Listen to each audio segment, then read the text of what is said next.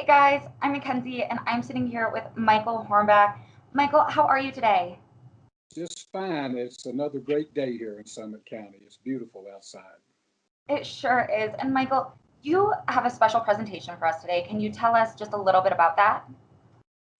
Yes, Bright Health has invited Dr. Adele Morano to do a presentation about the COVID situation in Summit County, and she was gracious enough to do that for us. And I'd like to run that video today, and so people can hear what she has to say. It's very good information. Awesome. Let's take a look. Hi, my name is Dr. Del Morano. I work at the CHPG Frisco Family Practice Office in Frisco, Colorado. Just wanted to give a little blurb today about the coronavirus testing that is done here in Summit County. As you all know, COVID-19 is a coronavirus that's spread by respiratory droplets. It's best prevented by staying 6 feet away from other people and wearing a mask. I'm sure you've heard a lot about that. Symptoms that are present with the coronavirus, again, you probably know a lot of. They're most often cough, shortness of breath, fever, achiness, occasionally loss of taste and smell, occasionally nausea, vomiting, and diarrhea. Those are a little lesser that we're seeing. The testing that's done is done here in Summit County is an antigen PCR test. It needs to be ordered by a physician. We've recently changed some of the criteria for being tested. It used to be that we would test even people that are asymptomatic, because we know that there are some people that are asymptomatic that could be spreading the disease.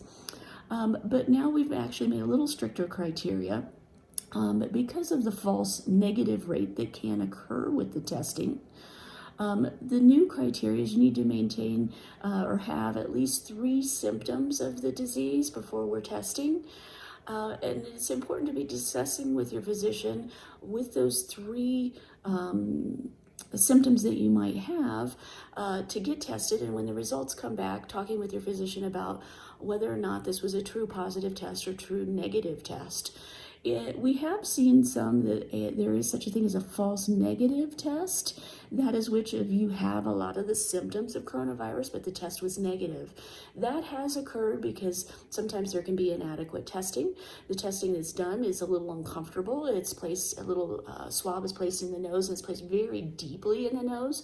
And if it's not done, you maybe don't get an adequate sample. Sometimes the viral load, the infection that you have is not high enough, so that potentially could cause a false negative test. And occasionally there's just lab error that can occur, and that can cause a false negative test. So if you're exhibiting 3 of the symptoms, but you have a negative test, it's a good time to talk to your physician about, is that true, positive or negative? Because that really matters on whether or not you continue to quarantine or really truly go into an isolation phase, which is a 10-day away from other people.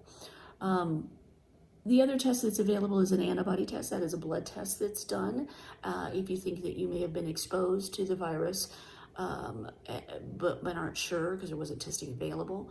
There are a few of us that are really ordering that antibody test. And again, that one has a pretty high false negative rate. And we're not even sure if having had the disease is protective. We think that possibly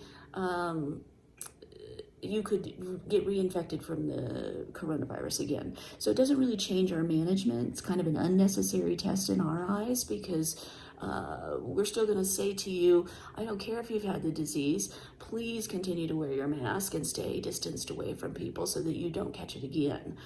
There was one study that I've seen that showed up to only 14% of people maintained an antibody after they had been infected by coronavirus. And so with only 14% antibody response, we're not so sure if that really is protective of people or not.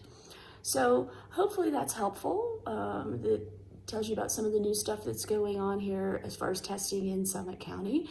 And I hope you guys all have a good day. All right, bye-bye. Michael, thank you so much for showing us that today. And thank you for all of this great information. Well, you're very welcome, and we'll probably have other guest speakers in the future, and tune in for all the updates. We can't wait. Thank you so much. Have a great day, Michael. Yep, thank you.